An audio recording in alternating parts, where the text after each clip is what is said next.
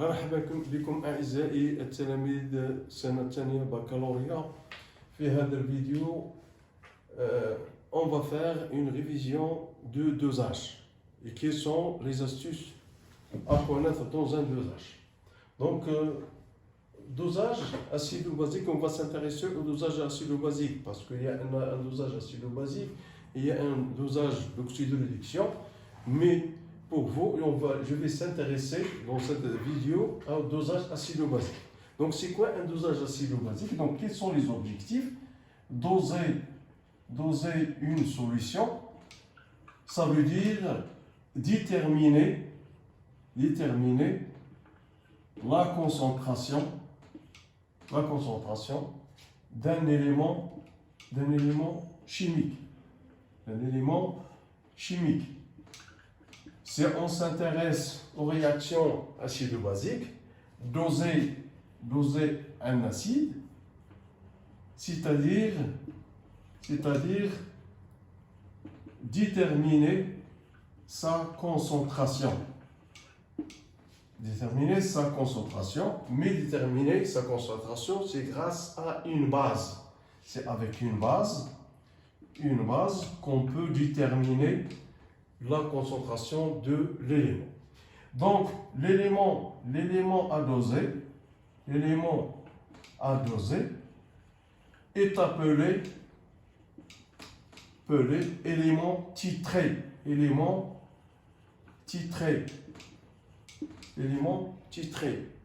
Et l'élément dont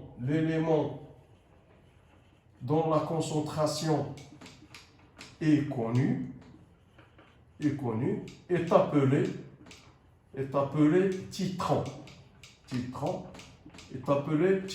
Donc, doser une solution, c'est déterminer la concentration d'une espèce chimique. Si on s'intéresse au cas d'un dosage acido-basique, c'est-à-dire déterminer la concentration soit d'un acide, soit d'une base. Si on veut doser un acide, c'est-à-dire déterminer la concentration de l'acide, c'est grâce à une base. Donc, alors l'acide est appelé l'élément chimique titré et l'élément qu'on a utilisé pour déterminer la concentration est appelé titre. Donc c'est ça la définition d'un acide, d'un dosage acido-basique. Donc premièrement, le matériel utilisé. Matériel utilisé. Donc, le matériel utilisé, on a un bécher dans lequel on met le titrant. Alors, le titré de concentration Ca qui est inconnu et le volume VA qui est connu. On a un agitateur magnétique, un barreau aimanté. Ça, c'est pour l'élément le titré. Pour le titrant, ça, c'est une burette. Et la solution titrante, qui a la concentration CB connue, mais le volume qu'on va déterminer par la suite à l'équivalence. Donc c'est ça la burette. Et bien sûr, dans Ada, on a un pH mètre.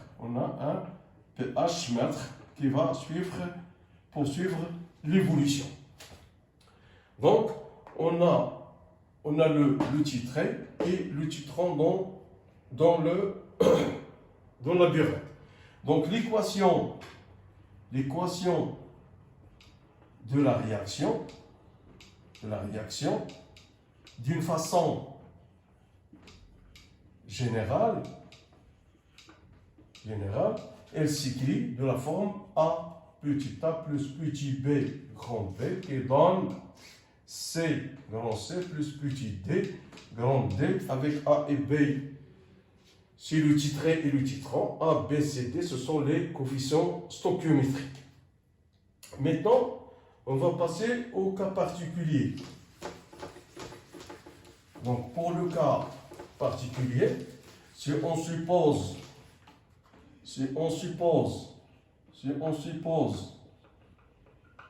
que qu'on a un acide AH à doser et que cet acide AH, il s'agit d'un acide qui est faible. Acide faible, qu'on va doser avec une base forte. Donc, l'équation de la réaction s'écrit donc AH, donc la base, elle va donner les OH-, pour donner A- plus H2O. Et connaissant que parmi les caractéristiques de ces réactions de dosage acido-basique, c'est une réaction totale. Vous connaissez c'est quoi un réactif total.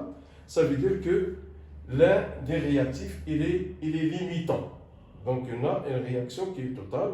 Une réaction rapide, ça veut dire qu'elle se fait dans un temps court.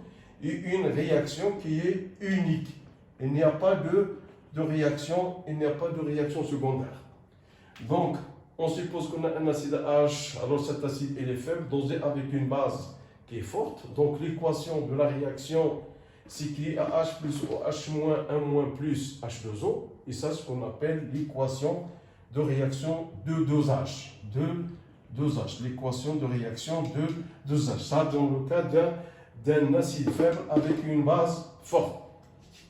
Et donc, parmi les caractéristiques de cette réaction de dosage, il s'agit d'une réaction qui est totale, une réaction qui est rapide, ça veut dire qu'elle se fait dans un temps court, et unique, c'est-à-dire qu'il n'y a pas de réaction secondaire. La réaction se fait entre l'acide et la base et non pas avec d'autres éléments. Maintenant, le deuxième cas, c'est par exemple une base faible, dosage d'une base faible, et avec un acide qui est fort. Donc l'équation de la réaction, on note par la base c'est B, plus, donc l'acide, elle va donner les H3O+. Donc on a une dissociation qui est totale, elle va donner BH+, plus H2O. Donc, dans le cas d'une base qui est faible avec un acide qui est fort. Le troisième cas, c'est dosage d'un acide fort ou une base forte par un acide fort ou une base forte par une base forte ou un acide fort. Dans tous les cas, la réaction globale, la réaction de dosage revient écrite que H3O+, plus OH- qui va donner H3O+, plus OH- qui va donner H2O. Donc c'est l'équation de dosage. Si on demande d'écrire l'équation de dosage, soit dans le cas d'un acide faible avec une base qui est forte, ou bien une base faible avec un acide qui est fort, ou bien un acide fort par une base forte, ou une base forte par un acide fort. Donc l'équation de la réaction se résume dans l'écriture de l'équation H3O+, plus OH- qui donne 2H2O. Donc, maintenant, on va passer au suivi de l'évolution, le suivi de la réaction. Évolution de dosage. Et qui dit évolution de dosage, c'est-à-dire déterminer la concentration à chaque instant. Donc on peut établir un tableau d'avancement, mais quelles sont les différentes méthodes? Donc pour l'évolution de dosage, c'est-à-dire comment on peut repérer le point d'équivalence. Donc il y a plusieurs méthodes, soit par la méthode pH métrique, soit par la méthode conductimétrique, soit par la méthode colorimétrique. Donc il y a trois méthodes. 1, 2 et 3. Donc on peut suivre l'évolution du dosage, soit par la méthode pH métrique, c'est-à-dire à l'aide d'un pH mètre. Mais avant d'utiliser le pH mètre, il faut l'étalonner, c'est-à-dire il faut ajuster votre appareil avant de commencer la mesure de pH, et on mesure le pH en fonction de volume. Soit par la méthode conductimétrique, c'est-à-dire on va suivre par la mesure de la conductivité. Par la mesure de la conductivité, et mesurer la conductivité, c'est-à-dire il faut faire tout d'abord connaître quels sont les ions qui sont présents en solution, c'est-à-dire faire un inventaire de tous les ions qui sont présents en solution. Ou bien la méthode de colorimétrique, c'est-à-dire méthode colorimétrique, ou bien on appelle méthode, c'est-à-dire à l'aide d'un indicateur coloré. Et vous connaissez c'est quoi un indicateur coloré? C'est un acide ou une base. Il est noté par HIND, IND-. Donc, c'est un acide faible ou une base qui est faible, dont la forme acide et la forme basique ont des couleurs qui sont différentes. Donc, en fonction de la prédominance, on a vu dans le cas des constantes d'acidité, la zone de prédominance. Est-ce que la forme acide qui domine, donc il a une couleur, parce que la forme acide a une couleur, et la forme basique a une couleur. Et celle qui domine, qui va faire apparaître sa couleur. Maintenant, je vais commencer par la méthode pH métrique. On va s'intéresser à la méthode pH métrique. Donc, on introduit le pH dans le bécher, et au fur et à mesure de l'évolution de la réaction, donc on ouvre le robinet de la burette goutte à goutte et on va suivre l'évolution. Donc le pH en fonction du volume de la base versée. Donc, puisqu'il s'agit, on va prendre ici le cas d'un dosage d'un acide faible avec une base qui est forte, donc l'allure de la courbe, il va se trouver sur cette forme, donc de cette forme.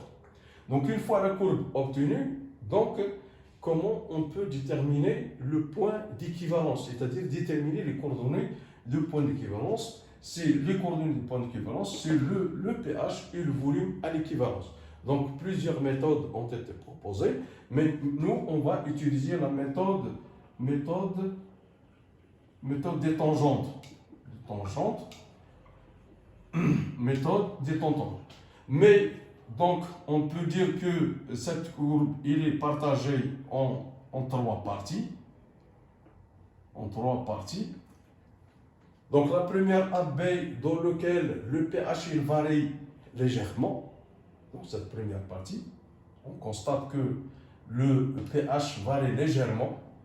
Dans la partie CB, le pH varie brusquement, et dans la troisième, dans laquelle le pH augmente progressivement et légèrement. Mais ça veut dire que le pH il est contenu dans la zone CB. Maintenant, comment on peut déterminer ce point d'équivalence? Alors, ce point d'équivalence, il y en a plusieurs méthodes. On va utiliser la méthode des tangentes. Donc, on va y tracer les tangentes en les points où on a un saut brutal un subbrutal de pH, et comme celui-là, donc soit sur la partie bas et la partie haut. Donc on va tracer les tangentes, la première tangente, c'est-à-dire T1, et la deuxième tangente T2. La deuxième chose, c'est qu'on va tracer la perpendiculaire assez droite. Donc on trace la perpendiculaire et on va tracer une autre parallèle passant par le milieu de cette droite. Donc ce point d'intersection avec la courbe correspond au point d'équivalence. On va tracer sur le volume à l'équivalence et bien sûr la projection sur l'axe désordonné. Sur l'axe désordonné, on va trouver le pH à l'équivalence. Comme ça, on a déterminé les coordonnées du point d'équivalence, c'est-à-dire le volume à l'équivalence et le pH à l'équivalence. C'est ça ce qu'on appelle les coordonnées du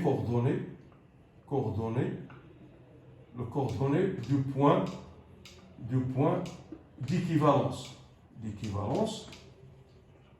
D'équivalence, c'est-à-dire donc VE, c'est-à-dire le volume à l'équivalence, et le pH à l'équivalence, c'est-à-dire pH à l'équivalence. Donc comme ça, on a déterminé le volume à l'équivalence. Mais pour la méthode colorimétrique, donc la méthode colorimétrique, ça consiste à déterminer le volume à l'équivalence par l'utilisation d'un indicateur coloré. Mais la question qui se pose, comment je peux choisir l'indicateur convenable? À votre avis, comment on peut utiliser un indicateur ou bien choisir un indicateur? Donc, pour le choix de l'indicateur, c'est après avoir tracé la courbe pH en fonction de V, donc l'indicateur convenable est celui qui renferme le pH à l'équivalence.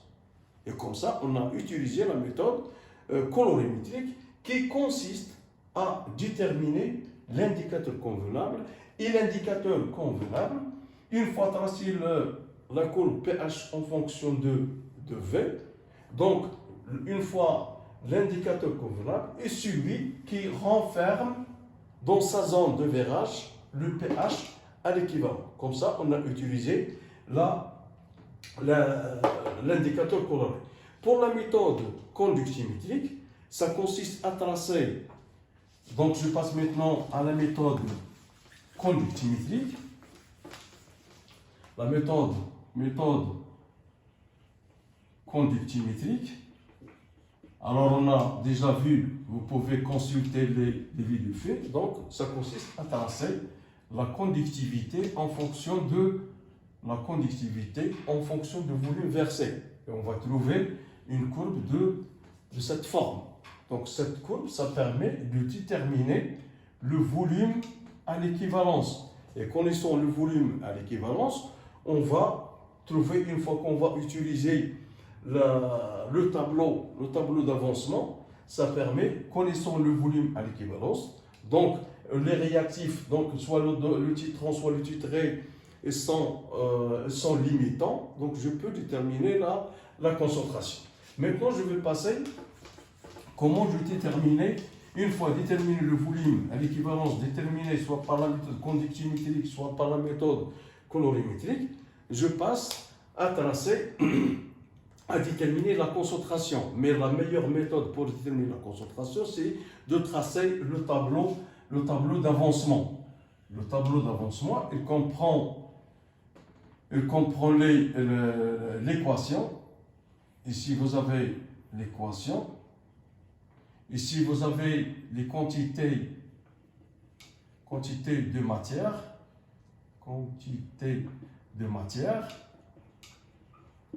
Ici, vous avez l'avancement. À t égale à 0. Vous avez un instant t égale à 0. Et un instant t Un instant, donc on écrit tout d'abord l'équation AH, le dosage plus OH moins, qui donne A moins plus H2O. Donc dosage d'un acide faible, par une base forte. Par une base forte. Donc, supposons qu'on a par exemple un instant t égale à 0. Donc, on va mettre ici x.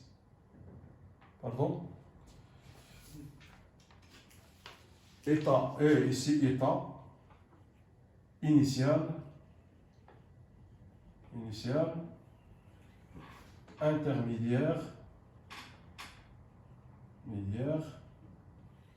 et ici c'est final. Donc, à l'instant t, x égale à 0, on a ici à l'intermédiaire c'est x, et final c'est xf. Donc, ici à l'instant t est égal à 0, on a NaH et NB. Ça c'est 0 et ça c'est en excès. Donc il n'y a pas. Donc à l'instant t différent de 0, on a NaH moins x, NB moins x. Ici on a x, pour l'eau c'est en excès. Vous avez l'eau en excès. Et à l'instant t final, donc vous avez NaH moins xf, vous avez NB moins xf, on a formation de xf est toujours bon, il est en excès.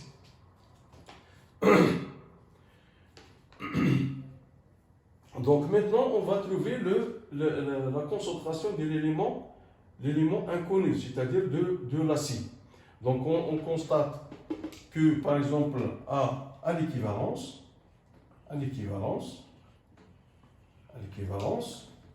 ou bien on peut ajouter XM, NaH moins XM, NB moins XM, et ici vous avez XM, pour l'eau c'est toujours en excès. À l'équivalence, tous les réactifs sont limitants. Donc à l'équivalence, tous les réactifs, c'est-à-dire tous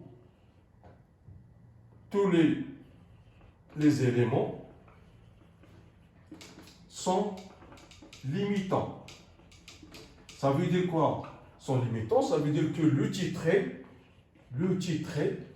et le titrant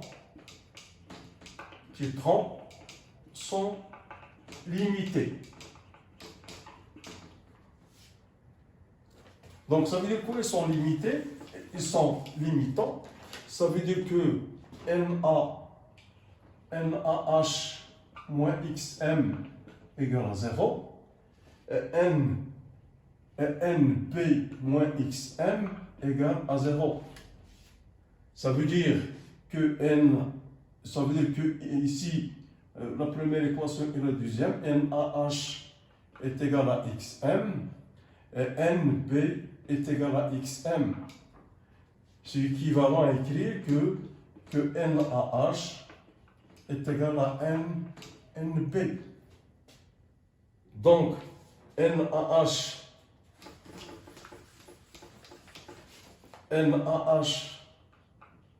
est égal à NB. Donc, NaH est égal à CaVA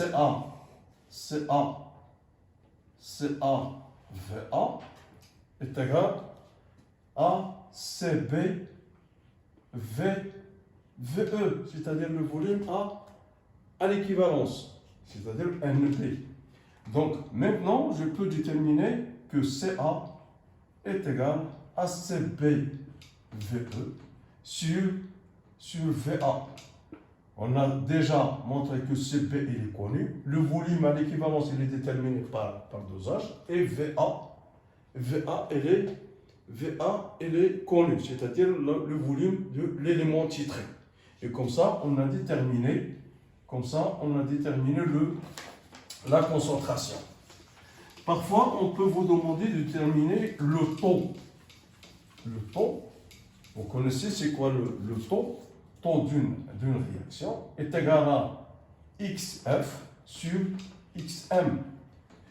Et on a vu que taux, il peut prendre soit taux égal à 1, équivalent que XM est égal à XF, ou bien taux est égal à XF sur XM avec taux. Et ça, dans le cas où taux est égal à 1, donc il s'agit d'une réaction totale. Mais ce taux, il est différent de 1, c'est-à-dire compris entre 0 et 1, on dit qu'il s'agit d'une réaction partielle. D'une réaction taux compris entre 0 et 1, donc réaction partielle. Une réaction partielle, donc on peut déterminer XF à partir de tableau d'avancement. Donc, je vous remercie pour votre attention et à la prochaine.